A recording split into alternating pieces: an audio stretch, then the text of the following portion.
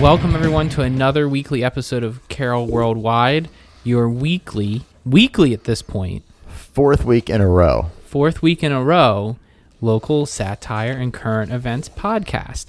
And I'm a little confused because we had a big long agenda and the agenda got smaller, but Randy said it's even busier. So I feel like we're gonna really dig down deep on these issues. Get your shovel. Get my shovel. Put on your hard hat. Get OSHA to inspect. There's a lot of bullshit coming your way, people. Oh no, we already are. Well, the bullshit already came our way. We're gonna sift through it and make sense of it.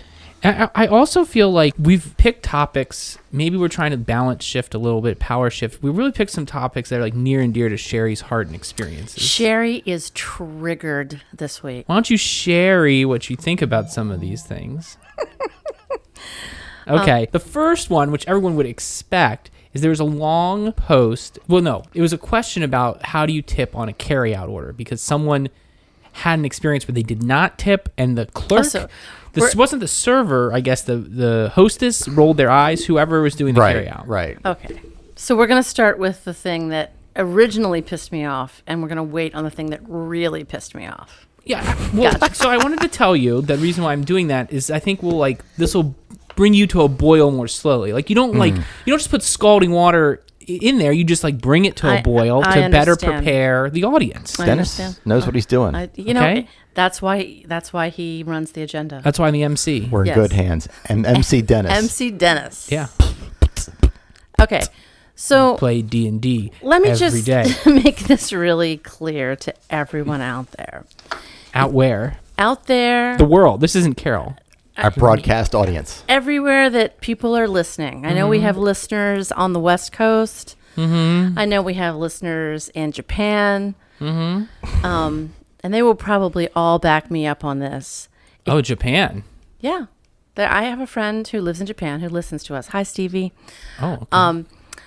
So if you go to a restaurant and you don't tip, you are an asshole. End of discussion. Is that for service or for carryout? It's for service. It's for carryout. It's for anything. The same amount of effort goes into making your food and getting it ready for you, whether you're sitting at the table or whether you're ordering it out. And I can specifically think about a couple of different examples of restaurants in this town, including my own, where the same people who receive the tips are doing the same amount of work. And if you don't tip them, if you choose not to tip because you're dissatisfied in some way with the service, okay, whatever.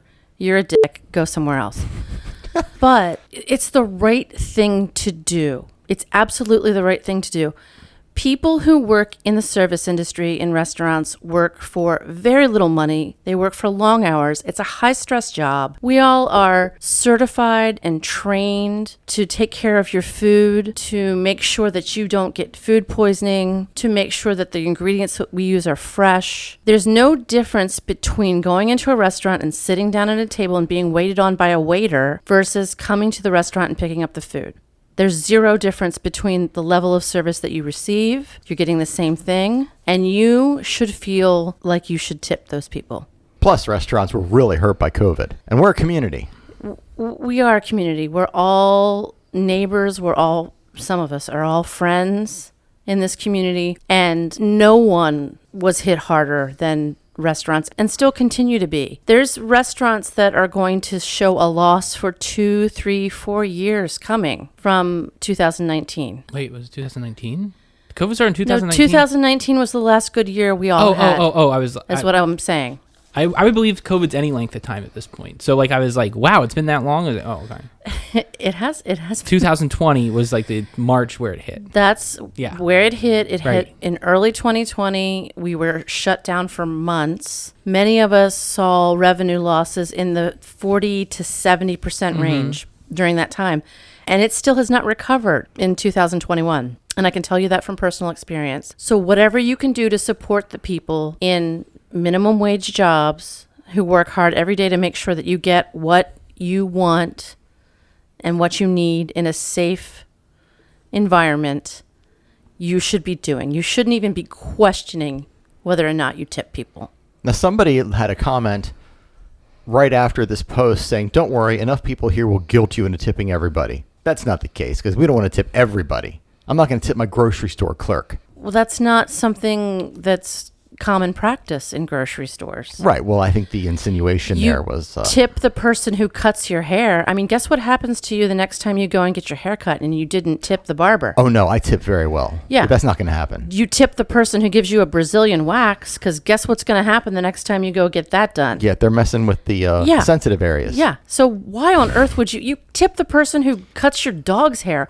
Why would you not tip the person who prepares your food for you? I tip the person that gives my dog a Brazilian wax, too. Do you? Mm-hmm. Well, that's very nice of you. I'm not going to tip my masseuse, though, my massage therapist. Know why? Well, you might tip your masseuse. You might be okay with masseuse. I forgot the difference. Right. Not going to tip my massage therapist because they don't exist. Mm-hmm. I want to drill down on a number of points that were brought up here. All okay. right. So first, what qualifies as a restaurant? Am I tipping at Hate Chicken or Popeyes? I don't think anybody tips at fast food restaurants. Yes, you do. They have little Dunkin' Donuts has a little tip jar. Do they have a tip jar? Yeah. Okay, well, great. Then you should tip at Dunkin' Donuts. So we should now be tipping at Burger King, even though there's no tip. If they don't make it readily available. Yeah, if there's no tip jar, no. Okay. So if there's a tip jar, so any person can put out a tip jar. And now you're obliged to tip. It's up to the service provider. Yep. They put out a tip jar, and you are now on the hook for tipping forever. And your web provider, yes. Okay. So everyone, if you ask for a tip, you get a tip.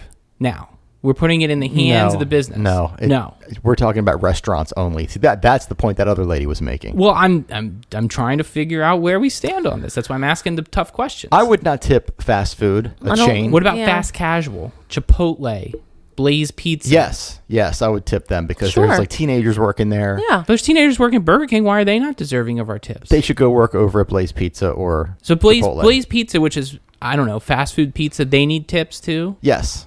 Yeah, but they're a casual chain. I've never seen tip jars at a Burger King or McDonald's. I also don't go in there in the first place, but I know that they don't have tips there. Okay. Not that I've seen. So if you ask for a tip you shall receive is the way we are if it's food. Yeah. Is that right? Sherri, you agree? I think that you should tip. Fast food is a gray area for me. I don't go to a lot of fast food restaurants. Some of our audience may. Is there a little thing on the bottom of the receipt that says, tip? No, there's they not. They don't, and they don't have tip jars out, so I don't know what you're supposed to do. And Hate Chicken pay pretty high, is from what I understand, hourly. Hate Chicken. Okay, what about not tipping at all and just putting a thing on your thing that says, we increased all prices, we're not expecting tips? How does that something that you've ever considered? Just taking the tipping out of the equation? No, because I personally, I don't take the tips. I give the tips to the people who work for me. Sure. So a price increase would benefit me and not the people who work for me directly. What if you just said, like, I pay everyone more now? And I guess, that's something I can consider doing. Is putting that message out there. Yeah, right. If the establishment is putting that message out there, sure. So I know there was a restaurant in town here who was doing that but not telling people. Yes, was taking the tips. But and not telling people that they were taking the tip. I knew people who worked there, and they said they had a flat number they were fine with, though. The people I knew, the person I knew that worked at, that they were getting a hourly rate that was above the restaurant rate, and that they were comfortable with it. Yes, and the person I know who worked there was fine with that, but felt a little... It wasn't... I don't feel like... It felt deceptive, right? It's very unethical, I think, to... I wasn't sure. It seemed deceptive to me because I was like, well, why am I tipping now? But at the same time, it's like, well, if the restaurant said, we will guarantee you a flat number and we'll take the risk of tips, and the person is fine with that works there, I'm assuming tipping is a lot more erratic than a flat number. I guess it's okay, but I still felt it was like, I want to tip the person who helped me. I don't want to write the bottom line. But then again, I was totally fine with the experience. So it's like, why do I care if everyone involved is like an adult and not being exploited? It just kind of upended my brain. It's a very strange area to explore, that practice. Do you like to explore strange areas? Always. We've got a bigger area to explore coming up. I've been felt guilty about using coupons post-COVID. and discounts and stuff. But I mean, the restaurants are putting them out there. Well, first of all, when COVID happened, I just didn't do anything the rest of the year. Like I had like discount card to like Life is Pizza or whatever. I'm like, I'm not even going to use this. But then they reissued it this year. So they did it again. So now I'm like, Mediterranean did the same thing. I'm like, well, they know COVID exists. They're doing this. Do I not discount card at all? Do I discount card and then write it back as a tip? Basically saying like, well, I'll give you what you would have gotten, but I'll give it to the worker instead of the establishment. Or what are you guys doing with that kind of stuff? That's the expectation. If you ever got like get a free meal or something like that, it says in the conditions you're expected to tip what the full thing would be. Oh, well, no. I'm not saying like if you get a $50 discount card and it's out and you're supposed to tip on that, I get that. But like, I'm not saying like, okay, I had a $50 meal and I got 10% off, I'm tipping $9. I'm saying I just like write that whole amount back in and then tip on top of it or something like you see I'm saying like the restaurant's netting less, but the servers. That's very kind of you. Yeah, and Right, I think that's what you should do. you should be supporting the people who work for the restaurants more than the actual restaurant owners themselves at this point. Sure, yes. What percentage are you tipping on carryout? Because pre-COVID, and I worked in service, but not as much as you. My concept was it was waiters and bussers who were mostly getting tipped out. So I was not tipping on carryout pre-COVID. I tipped a lot during COVID, but I'm not tipping as much as dining in. 20% at least. 20% You at least. tipped 20% on a carryout order? Absolutely. I Every time. Absolutely don't. I feel like it's less work, despite what you said. Like there's no server It's or the busser. exact same amount of work. Well, I mean, in a place like mine, you can draw a straight line. Yeah. Because there's two people working there. One person's working the register and making the drinks. One person's making the sandwiches. Whether or not you sit there and eat your sandwich or you take it out, it's the same amount of work being done. And early in the morning, the same person that makes your sandwich rings you up. But what if I'm at Rock Salt and I have a waiter? It's definitely more work at Rock Salt having a waiter there's more work being done at the restaurant for me to sit there, isn't there? Not necessarily. I'm gonna tip a lot higher if there's a waiter. I'm gonna tip 30 to 50%. Well, I definitely don't tip 50%. But if there's just quantifiably more work if you have a waiter, isn't there? Like I don't understand how there can't be. I don't see how how is that any more work? Well, there's a person. It's the there's same a person thing. Literally coming and serving you food that wasn't before. Either there's somebody coming to your table and checking on you and bringing you food, or there's someone wrapping your food and putting it in a box and making sure it's all there and it's boxed properly and ready and waiting for you when you come in. How is that any different than a waiter or waitress taking a meal to your table? They're topping off your drinks. They're setting your plate. They're bringing and bussing stuff. It seems like more work. I think the argument is those people might be making a minimum wage or Do you know what waiters make? But waiters make like $2 an hour or something like They that. rely totally on tips. Totally on tips. So yes. so my understanding is still that the waiter is the person who's most dependent on the tip. Right, not the people who are taking the order and packaging it. That was my thought. The Okay. waiter's more dependent on a tip. The waiter in a situation like if you're carrying out from, say, like a Paradiso, doesn't have any work to do that's involved. But the person who is greeting the guests and seating the people at the tables and making sure that all the waiters and waitresses have what they need and the busboys are in their places are also responsible for taking the order over the phone, getting it right, packaging it up, and making sure it's ready for you and when you said you would be there. So they are taking on the work of a server, essentially. Some of it. Other than topping off your drink, not really. I really tipped to have my drink topped off. I have a lot of problem keeping my drink topped off. It's tough. It's tough. But so I think that people's tipping behavior has changed. At least mine did post-COVID. Well, I think that's great. But it's just interesting because I always was under the impression that the waiters and waitresses are the ones who really are working for the tips. Like when you're physically at a restaurant. Well, yeah, I mean, if that's all they're doing, then yeah, sure. If you have a situation where there's a restaurant where, unlike mine, there are people being paid basically $3 an hour to wait on tables, then yeah, okay, sure. Yeah. The above and beyond is a nice way to say, I appreciate you. I understand that you're a single mother working for minimum wage. And here's a little something extra because I have an extra $5 in my pocket. I mean, we're not talking about, when you're talking about carry out, you're not probably getting drinks. You're not getting alcohol. Your bill's a lot less.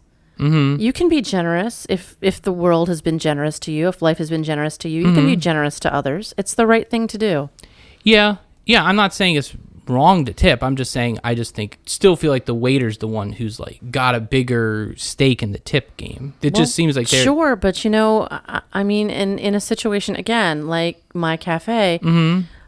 My employees get to walk home with their, unfortunately, minimum wages every week, but an extra couple $100 a week from tips.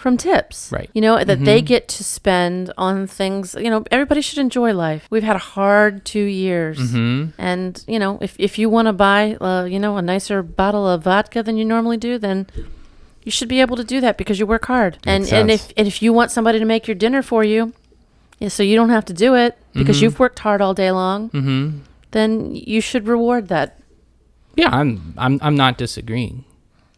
I'm just curious to drill down because I think that behavior has changed post COVID. Do you notice more tips post COVID? Before, no, actually not. People were really generous about takeout orders before, and they would tip on them. Yeah, I mean, I think it depends on the situation, like the percentage though, but I also think I would go to the manager before I would not tip at all at a dine-in experience. Like I don't think the worst times I've ever been out, maybe there's once in my life I didn't tip and I had like a literal fight at the manager where they called the cops on me.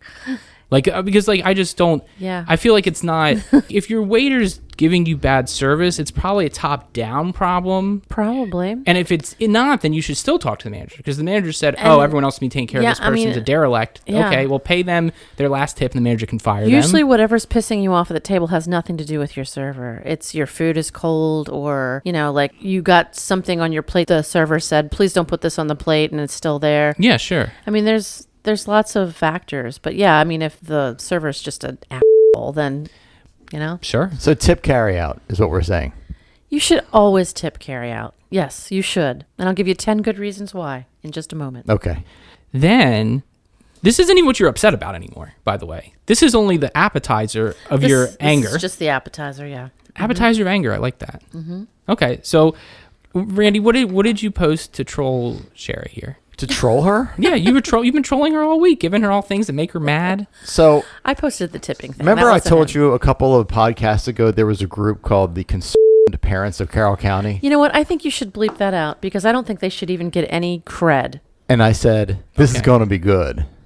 They posted in a group called the Hampstead Manchester Online Community 2, which that's a story in and of itself. Why is there a 2? The person who runs this other group, this parents group. You can't see me, but I'm rubbing my temples because I feel like I'm going to have to do a lot of tracking here. Her child, Sherri and I got this, between the two of us, I think we got this cleared up. Her child found a book in the library that had some questionable material in it. So she wrote a letter to the sheriff explaining. Good luck. There are books found that have pornography mentions and cuss words and things like that. And there's at the library at a high school at Winters Mill High School. But there's a problem because she says, as you may be aware, there have been reports across the country of books containing sexually explicit material such as child pornographic scenes, pedophilia, and obscene language, all within school libraries. We are afraid to report that this issue has arrived in our county. They're afraid to report. That is incorrect because it arrived in our county over 30 years ago. Seriously. When I was in 10th grade, I remember my friends were asking me to come to the library. They were all giggling, showing me these books. Oh, no. One of them, I swear, was a Disney book because it had the 7 dwarves in it. And they were all making these very lewd homosexual references to oral sex, using the F word, the racial... This is in the library? The school library. There was another one that Are you sure this wasn't in the woods and it was Playboys? It had the N-word in it. It was in the school library, right? So it had the N-word in it. It had all kinds of cuss word, the F word, everything. Was it Huck Finn? We just kind of giggled about it and went on with our day. It was no big deal. Well, you are an avowed racist. Is that why? Now... The bigger problem for these concerned parents is wait till they find out about the internet. Seriously. It's in your kids' back pocket. Stupid fucking people think that your kids have not been exposed to everything already. They have a phone, they've seen porn. if they want to. It's called Pornhub. Last place Look they're going to go is the library. Don't tell them. Last place they're going to go is the library for a book. There's also an app you can get on your phone. I'm not going to mention it. It can jailbreak your iPhone and give you access to all paid apps and all the porn you want. I know young kids who have gotten it. Well, who pays for the apps then? So, no, it's a jailbroken. You jailbreaks your phone. You can get pirated version of paid apps.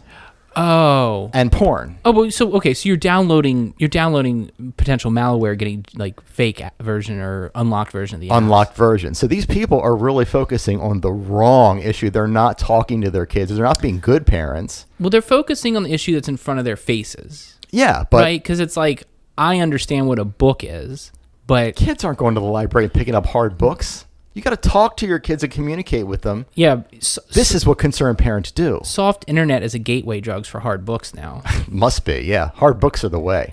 So, yeah, I mean, like, again, like, people relate to books because, I mean, they are things that we all can, like, connect to.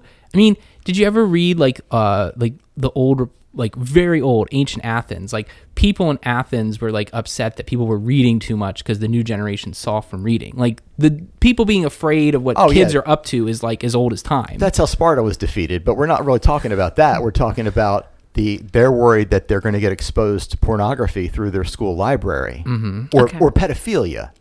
Number one. What do you think, Sherri? Number one. This woman is jumping on a bandwagon. She's trying to act like she's the first person to ever talk about this particular book. She saw an article somewhere and decided to stir the pot here in Carroll County because that's what her stupid little fucking page is all about. Okay? And number two, she's got a problem with homosexuality and people of other races. Maybe. I mean, the stated reason wasn't that, but it's like there is a strain of thought in America where you state like a socially read between the lines. Yeah, I'm not saying I don't know. I'm just saying I don't know. And I will guarantee you that woman has never read that book. By the way, it's available for free on the internet.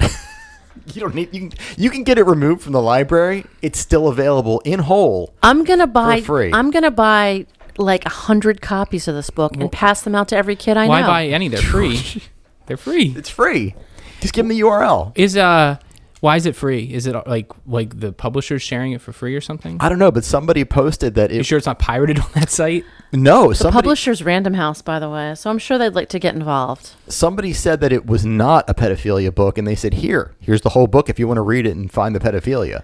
I don't know. It's a story about a young man who's 23, and he flashes back to several experiences in his youth. And the thing that she's all got her panties in a twist over is a consensual sexual experience that he had with another young man of the exact same age. Are they underage? Yes. Was it consensual? Yes. It's not illegal for two people underage to engage in that stuff. It's not, and it's not illegal. It's a fucking work of fiction, okay? It's a story. You can write about anything that you want to. Sure. I mean, she's saying that's like shouldn't be in the school, and I mean, that's a different argument. So but guess what happens as soon as you tell kids they can't read something? They're going to want to read it. Well, I was just going to say there's the Streisand effect, too. Guess what happened when all of our teachers told us we couldn't read a particular Judy Blume book? Y'all read it? We all bought a copy and passed it around the school. It was called Forever, and it was about having sex for the first time when we were in middle school, and we wanted to read about that because we were all very curious. It's like a big guerrilla marketing scheme. I mean, it almost is. She's having the opposite effect on this author's life.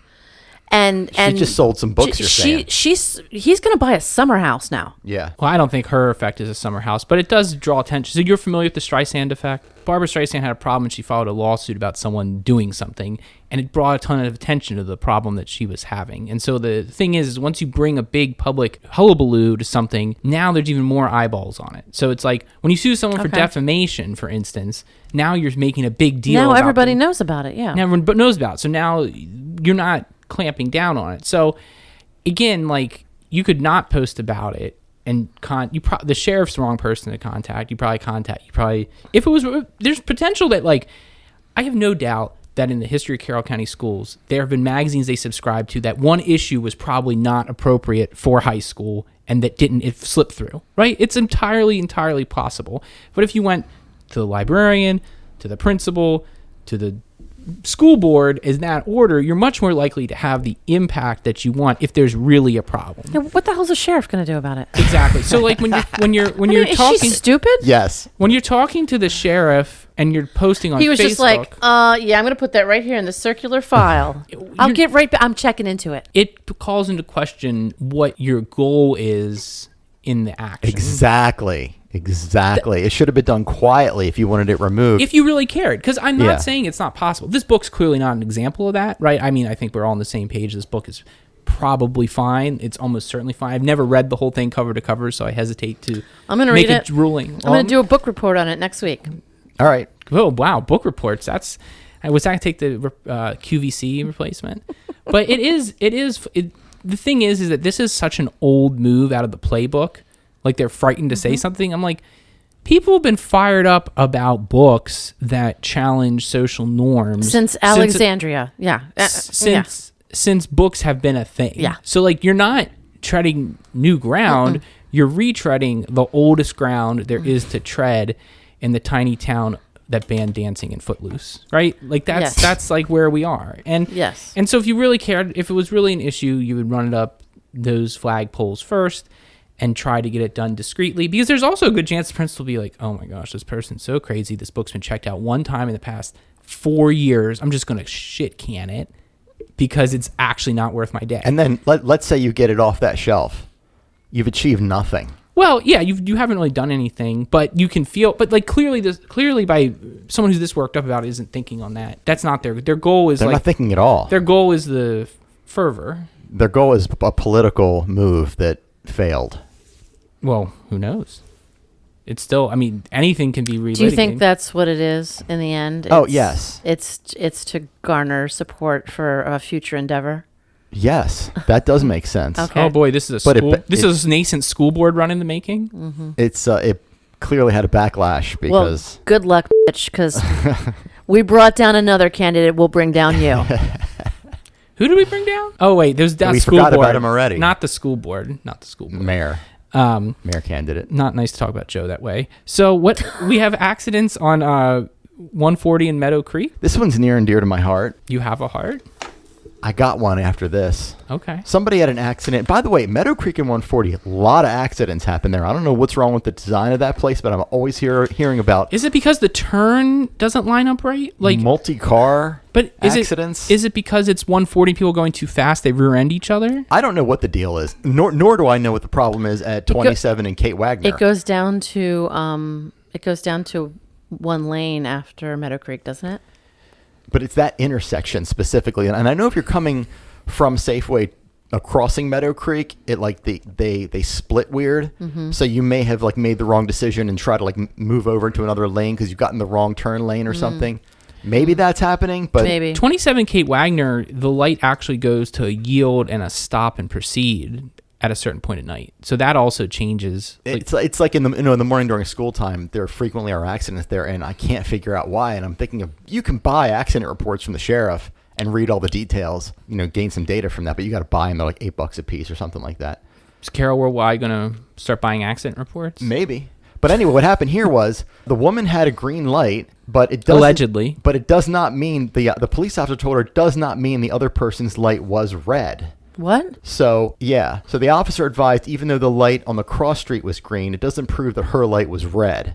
It's intuitive that it would be, but okay. I can buy that. So the lights could be out of whack. If anybody had any video of it, and someone smartly made the comment, are there cameras at the intersection? I would hope. Me too. And scene. Big Randy at it again. What was that line from Jurassic Park? I hate being right all the time. Mm-hmm. I'm the Jeff Goldblum. You can have your own dashboard cam. No, there should be cameras there. Didn't Jeff Goldblum get eaten by a dinosaur or something? No, he lasted through all of them. In the books, he was the hero. No, in the books he died. And then they brought him back because he was so popular in the movie. The character died in the books. The character died in the books. Yeah. He was that book should be burned. And he got injured. In the books, he got injured and was basically high on morphine, rambling about chaos theory the whole time. Then he dies in the helicopter ride out. That's pornography. That's clearly was the books. pornography. In the movies, he gets wounded and like does kind of the same thing in a more Jeff Goldblum alive way. And then the lawyer's actually the hero in the books. Of course, the lawyer is the hero. He's like this fit lawyer who shoots a rocket launcher, but in the movies, he's eaten for laughs in an outhouse. Yes. Just saying. If there were cameras at these intersections, not on any private property, private property, these cases will be cut and dry. They may still be cut and dry because some witness is going to say it was red or green. Like, it's not Why do you want to live in a police state, Randy? That's what I want to know. Well, I don't want to live in a police state, but now that you mention it, Singapore is a police state, and it's safe to walk down the street at 3 a.m. And it doesn't mean you're a police state if you've got traffic cameras. You've already got traffic cameras. Trains ran on time in Germany. You've got traffic cameras that caught my daughter up. She was on her learner's permit. I told her to run a red light because it just turned red. She was already in the intersection, and the camera, super high def, caught her, and there was no question. Were you like, She was guilty. When I saw it, I thought, man, first of all, it was a very high quality. I hope you paid that ticket. Of course I paid it. Because I paid it. I didn't make her pay it. No. You forced her to run a red light. And the car is in my name. It's all my fault. That's fine. And I got bit by my own device, and that's fine. There's a term for that. Hoisted by your own petard. Yes, and that was the name of one of our episodes. That, yes, it was. But they have it in Howard County. It was in Columbia. They should have it out here too. Why? That's all.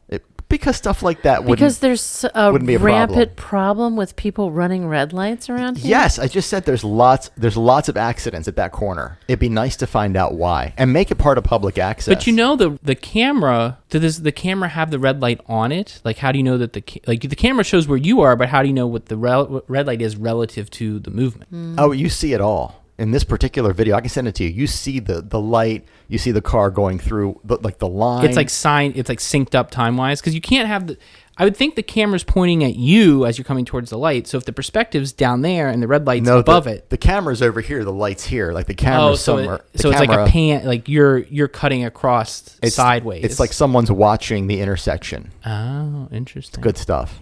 Interesting. Love it. So you just think every red light should have a camera and everyone should be ticketed for every red light that's questioned? No. There should be a camera that records everything and you can roll the videotape in case there's an accident and there's a question as to how it happened. So who'd pay for all that? I guess it comes out of tax money. So you don't think the cameras that are running all the time monitoring everything wouldn't be monetized to then criminalize every action that is illegal at this intersection at every moment of every day? Absolutely would. I don't care if they do that. Well, they would. Don't do anything wrong. Don't run a red light. I mean... Don't speed. Don't be bad. I don't know. I feel like at any given time, any person can be charged with something on any given day. And so, like, we live in a fickle and capricious legal society, and that would only make it even more insane. It'd be like... Because basically, like, they couldn't possibly monitor it all the time. So it'd be like Texas where you have, like, traffic narking, where you would, like, call in and be like, license plate 8B674 at intersection Kate Wagner and 27 ran a red light. Yeah, because you do it for a bounty. That's BS. Why? There's no proof of that. That's exactly what would happen. You don't think there's no video proof of it. You don't think the government would monetize all these cameras they put out? You don't. I mean, but they're doing it in other counties. One in here too. Because it's just like a draconian tax rake. It's just a cost of living charge that they're doing to everybody. It could also lower taxes and put money into the roads. It wouldn't. That's not how government works. When did they ever rescinded a government income stream? I don't know. Never. But I know that they have turf fields. They don't. Howard County. Oh, no, in Howard County they do. They don't here. You know what else we don't have? Traffic cameras. Yeah, it's traffic cameras. We also don't have Howard County helicopter parents here, so...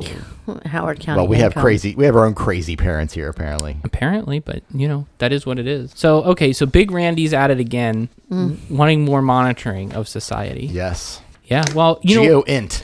Here's what you'll do. Here's what you do, Randy. Just do a private enterprise solution where Amazon offers car camera nests that are linked, and whenever an accident dings off, they just ding every car that's near there and just suck up the video for like an Amazon accident service. Brilliant. There you go, Randy. You just sidestep the whole privacy issue right there. Why don't you pitch that to Jeff? I'll look into that. When he comes back. You just got to get him off his big... From his dick. Rocket. Yeah. His dick rocket. Do you think how much that rocket increases sexiness from a scale of 0 to 100? -50. So that rocket was not an aphrodisiac. No. I guess he just doesn't understand women. What weird. Yeah. So weird. Not sexy at all. Oh, okay. What if it was like a vulva-shaped rocket? Well, it doesn't really do it for me either, but... Okay. Look, it's not his fault. It's the most aerodynamic thing. Okay? He already has his head shaved that way. Okay? I bet he doesn't live in a trailer park. Probably not. Is that your segue? Yeah. Okay. I love it. So, Sherri, we found another item for sale that you're going to showcase for us. It's true. We did. So we found online for rent. Those of you looking for a home, there's a beautiful trailer for rent. Our featured item on the CWW network today is the home renter's dream come true. Straight from our neighbors to the north, today's item is highlighted on the Hanover, Littlestown, Spring Grove yard sale page. Can you just smell the paper factory? For rent today in Gettysburg, a town steeped in history, this one-of-a-kind gem can be yours for the very affordable price of $900 a month. Enjoy all the amenities of mobile home living, including a patchy, unkempt yard, a chain-link fence with enough room for your dog to escape, cinder blocks ready for your latest DIY automotive project, and of course, a nosy, toothless neighbor who specializes in roadkill cuisine. The drab gray exterior and extra hookups for propane tanks are an added bonus for those self-made entrepreneurs wanting to open a small, at-home business. Don't tread on me and Confederate flag not included, but you can always fly your own. This 3-bedroom, 1-bath palace can be yours on November 1st with a security deposit and sterling references. We are not going to rent this treasure to just anyone. Available today only and exclusively on HLSGYS. Brought to you by the CWW channel for all your high-end home shopping needs. And this is one of the few homes that you can drive to Walmart. It's true. You need to hook it up, but yeah. Wouldn't be that difficult. Yeah, $900 a month. Is that the world that we're living in rent-wise? Is that like a market rate or no? That seems steep to me. It seems Dreaming. steep. It seems steep to me too, but I'm not. That's not kind of the rental market I'm plugged into. You know. Finished basement or nah? I mean, I don't know. There's a whole rec room in the and there's a bunker underneath. You get a good flood, you're going to end up in another town. That's true. I bet the tub is prefab to cook meth. That was the reference I was making. Mathematics. Okay. So we've got one more item that Sherri referenced early, and so people are clamoring at this point in the podcast. I'm sure you all can't wait. You guys ready? Yeah. Always. These are the top 10 reasons to tip at your local favorite restaurant. Okay, let's hear them. Number 10, you likely won't get a remake if your food happens to fall on the floor. By accident, I'm sure. Number 9, industry secret. There's a wall in every restaurant back room with photos of those who don't tip. Don't be a member of the Wall of Shame. Do you have one? No comment. Maybe.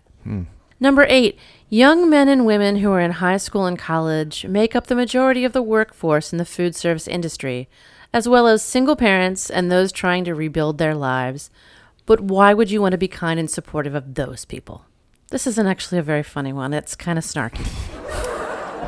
Randy's crying, so it's tears of joy. Number 7, no one at the grocery store works for tips. Go there next time. Make your own fucking dinner. That's going to be next. You're going to be tipping your cashier.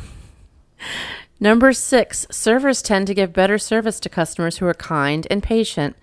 Being an entitled asshole will get you the opposite of what you think you deserve. I feel like that lesson is lost on almost everyone that would apply to, right? Probably. Yeah.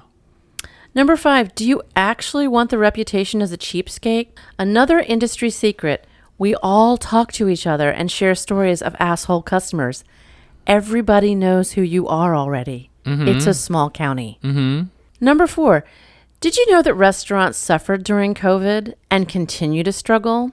Many are going to show a 2-year-long loss, and you'll be the first asshole to complain when your favorite spot is no longer around.